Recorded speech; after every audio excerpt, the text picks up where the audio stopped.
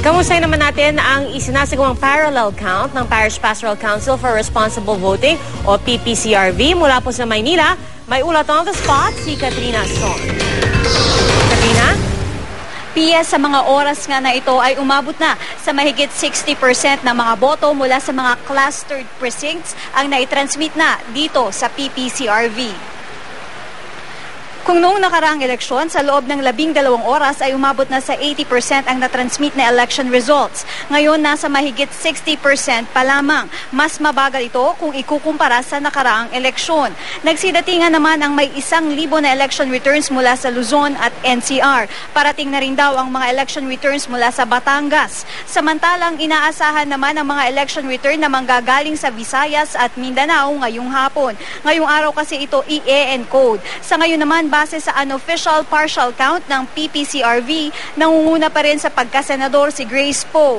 Kasunod si Loren Legarda, Alan Peter Cayetano, Cheese Escudero, Nancy Binay, Edgardo Angara, Bam Aquino, Coco Pimentel, Antonio Trillanes, Cynthia Villar, JV Ejercito at Gringo Honasan. Samantala, Pia, kasama naman natin ngayon si Miss Ana De Villa Singson para sumagot ng ilang mga katanungan. Pia?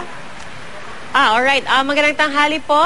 Miss Singson, CPR kang help po ito. Hi, good afternoon. Hi, good afternoon. Una, kamustahin po namin yung bilangan ngayon. Like Katrina mentioned, nasa 60% po kayo. Pero wala na po bang aberya? Kasi nga kagabi, medyo nagkaroon ng kaunting problema. Mukhang okay na naman ngayon. Yung data, hindi na nagdo-double count. Hindi katulad ng kahapon, nagdo-double count. Pero agad naman inayos ng Smartmatic when we pointed out to them na nagdo-double count. So okay na yon. And we haven't seen any double count since it happened last night. So confident naman kami sa data ngayon. Alright. So, kasi kahapon, parang ang sinabi po ninyo, tama naman siya except dumoble. Tama po ba? Yes, totoo yun. So, yung data na galing sa COMELEC server, yung tinatawag na transparency server na nandito sa PPCRV, tama yung data. Yung problema, doble siya binibilang.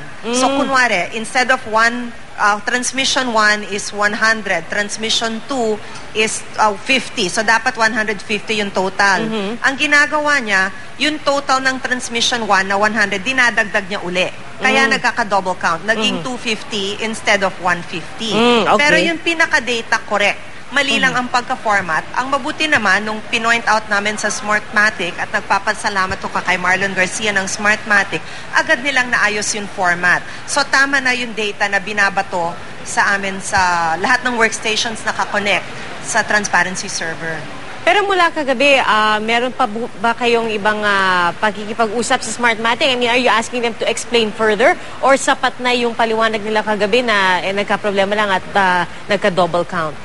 Well, this was sufficiently explained to us by Marlon, and even some of the other consultants in COMELEC verified the explanation. They helped us there. Actually, a very similar instance happened also in 2010. I guess we should learn from that experience also. So we're satisfied naman with the explanation, especially since mabilis naman lang naayos. Alright, thank you very much, Ms. Ana De Villa Singson, ang Media or Communications and Media Director ng PPCRV, at sa ating kasamang si Katrina Son. Abangan po namin ang iba pang updates mula po dyan sa PPCRV. Maraming salamat po. Thank you.